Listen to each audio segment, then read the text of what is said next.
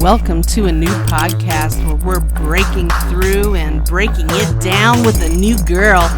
Your host, Dawn Piercy.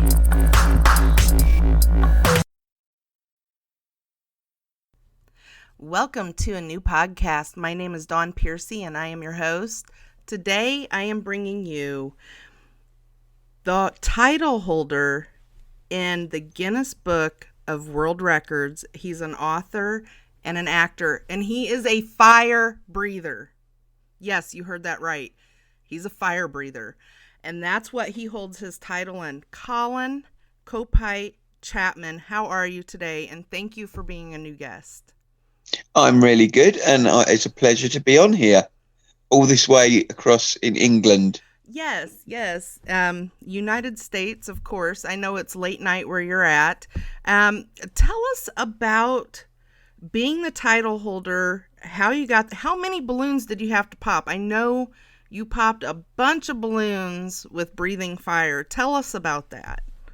Well, so basically, I'm all about legacy, and it's nice to do things where you're kind of marked in history. Mm-hmm. And I know I'm not like broke a 4-minute mile or anything major, but basically I decided I wanted to have a crack at setting a Guinness World Record. Mm-hmm. There wasn't an existing record for bursting balloons they call it bursting balloons with a single breath of fire. So once you start, you can't stop. And if you stop, that's the end of it. And basically, because there wasn't an existing record, Guinness World Records set it at 100. And I done 2 attempts. First attempt was 121. Second attempt was 131. So, but it's a long drawn out process. It took nearly 4 months for them to actually ratify the record and give me the title. That's what I thought. Because you did it in October of 2017, and it was in January of this year that they gave you the title. Yeah. Well, so, but it's very difficult because it's the record itself is only a very, very small part of what actually happens. It's all about the evidential trail. So I had 2 videographers, a photographer, 2 professional witnesses, a team of about 6 people blowing up balloons, measuring them, hanging them, because I can't be allowed to be involved in any of that side of it. But it was so much fun. It was so much fun. That is amazing. That is so cool. Okay, so I know, was it last year, the year before, you had been doing some acting, and I remember you sharing a picture of you actually being on fire. Can you tell us about that, and how can we see that? I've kind of messed around with a couple of films, and none of them are actually at the cinemas or anything yet. Okay. I have a feeling some of them are kind of a little bit low budget. One of them was almost embarrassing to be there and be part of it.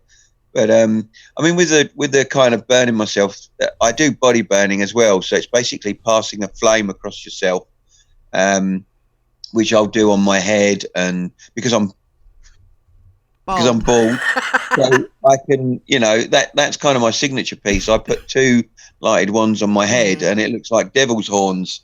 So, I mean, the acting side I've not really done that much with at the moment because I've been so busy with other things. I am a little bit of I dip from one thing to another, and then I might go back to something. It's like the book. I wrote the book.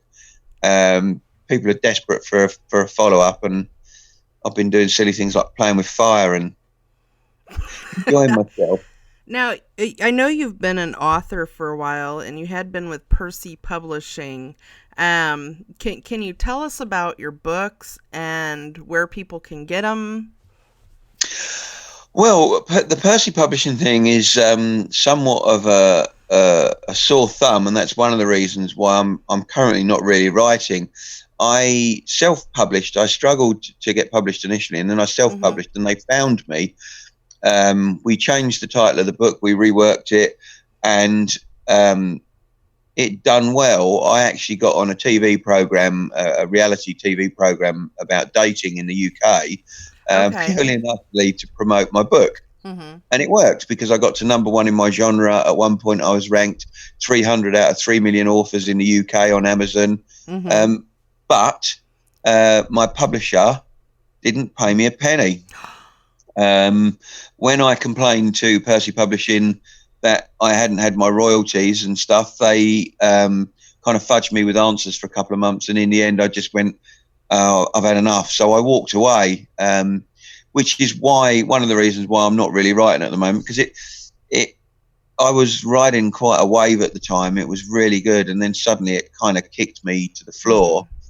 But I mean, the book's still available on, I think it's on iTunes, it's on Smashwords.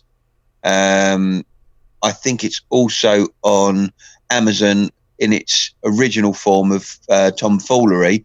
Okay. But it's, I enjoyed some success with it. It was featured in one of the UK's biggest adult magazines, a magazine called Mayfair magazine, which would be like the equivalent of the American Playboy magazine. Okay. So, that in itself was another kind of really feel good thing for me. But I've got some really good plot lines, for other stories, but it's just finding the buzz with it again, really. Yeah. I've been working on a book for quite a while. I'm in chapter 7, and I'm still in chapter 7. So yeah, I hear that. When you lose the thread, it's hard. And because also, I don't know how you work, but I'm very old fashioned. I handwrite, because I call it flash writing. I can write 1,000 words really quickly, without fear of punctuation or grammar. Whereas if I do it on a computer, I'm so slow that it ruins my train of thought. So I kind of thrash it out. But the trouble is with that, you lose the thread of it. And the second book, I'm over halfway through. But if I go back to it now, because I haven't picked it up for 6 months, I've got to go back and read it from the beginning, which takes a couple of days just to get back to the point where I can start again. Well, I know for me, what I did was I have a book and I write down my plot. I write down everything. And then, I'm thinking it might be a trilogy, but I've got the entire book, the first book mapped out. So I'm like, okay, so I just got to follow it. And it just takes the time to sit down and be able to focus. I think that's what the main thing is. Yeah. Well, my first book was completely the opposite. I basically, I actually read Dan Brown's Lost Symbol. Previous to that, I hadn't really read any fiction. And I found that it enthralled me so much and it filled all of my senses instead of my usual reading, which was crime, true crime. And true crime's factual. You're sitting there with glasses nodding in agreement. Whereas when you do something that's fictional, you have to sort of say, and as she sat there, the sun cascaded through the windows and melted through her auburn hair. You have to feel people's all five senses instead of just she was sat in a room. You have to draw them in and let them feel as though they're there. Yeah. You have to paint everything for them. And so I read Dan Brown's Lost Symbol and I just went, I wonder if I could do that. And I literally the next day started writing. Never written before in my life. Never had the desire to write. I started writing with no idea whatsoever of my plot or where I was going to go. The book, and I kind of find it quite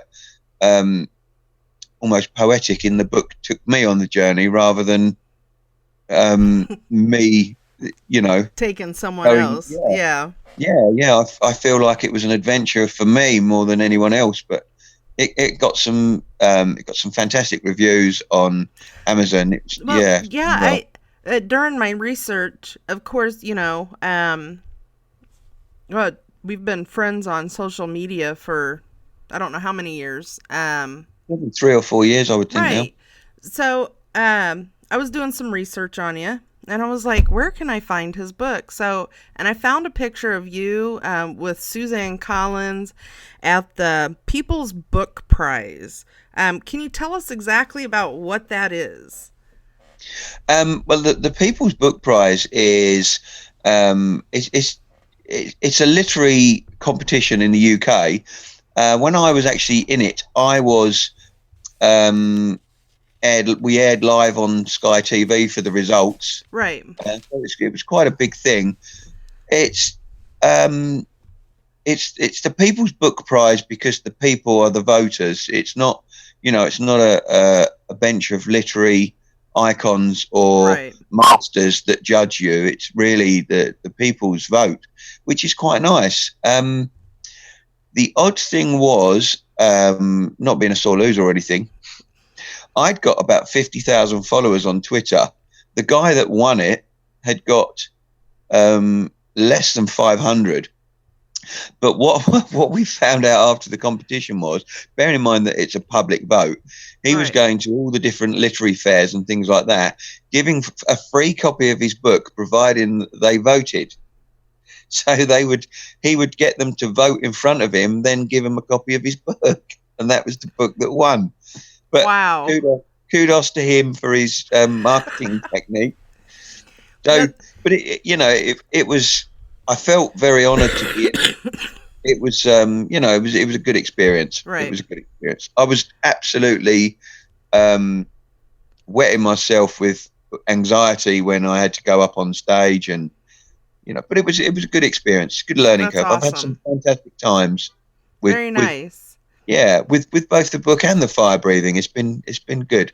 Yeah, absolutely. So I know that I was like, when I seen you on fire, I think you showed like a clip and you're running and you're on fire, and I'm like, oh my gosh. But it was cool because I know that you're okay.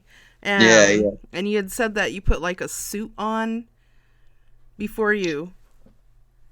Yeah, I can't think what we did now. Can't think what we did, but it's been some fun. Yeah, absolutely. Now, for our audience and anybody that wants to keep up with what you got going on, and I think you might actually probably hoping that you keep your title with the World Guinness Book of Records, and that nobody pops more balloons than you, because that's 131 balloons by breathing fire. The first attempt really was this record really was kind of a almost like an adventure to find out how to do it. But I learned a lot from watching the videos back afterwards, and I think I could probably get to about 300, because it's all about logistics. And the weird thing is, when you breathe fire, you can't see anything in front of you apart from a massive ball of fire. So you kind of judge where the balloons are. But I now know if I have a bigger pack of balloons and breathe into them, rather than like I did actually in the record, breathe at them and then move to them, I would do better. Wow. Hopefully. Well, I know you definitely keep me on my toes, because I'm like, what is he doing now? What? So, well, I don't know if you've ever caught the radio show that I do with my girlfriend.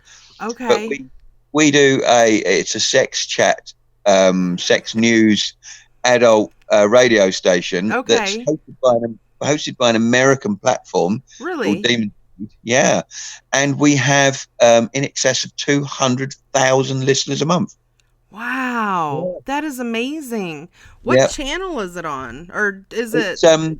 It's called Rose Talks Sex. Okay. But it's on Demon Seed Radio. It's, I kind of thought to start with it was going to be like a few hundred listeners, but it's an American internet portal that runs shows all the time. We're on 9 till 11 in the UK at night, but we're on 4 till 6 drive time, Eastern Seaboard time, I think it is. Okay. On a Monday. Okay. We talk about, you can see more of me and my character. It's my girlfriend's show, but you can see me and more of my kind of personality and character on it. Okay. She is very, very serious. She's very well respected in the UK for kind of sex industry stuff that she does, campaigning and whatever. But it's, we talk about topical things. We touched on August Ames recently, the American porn star who committed suicide. We talk about some fun stuff. One of my jobs is to kind of inject some humor and light-hearted stories, and so I'll go off and find things like the 10 most obscure accidents, like during sex and things like that. Just silly things, You probably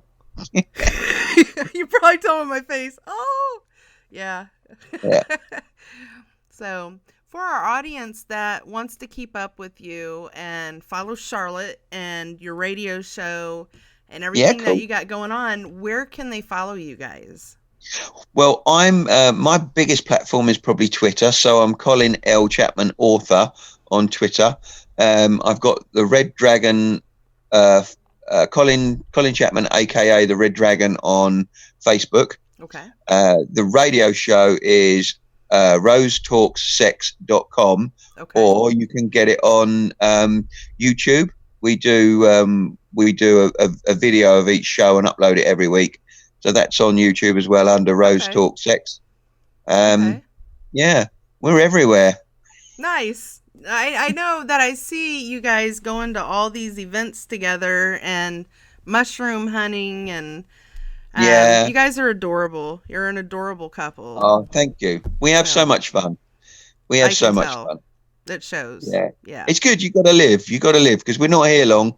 Right. That's very true. Very true. Very true at all. So, well, thank you for being a new guest. I really appreciate you coming on. And this has been a new podcast. Thank you.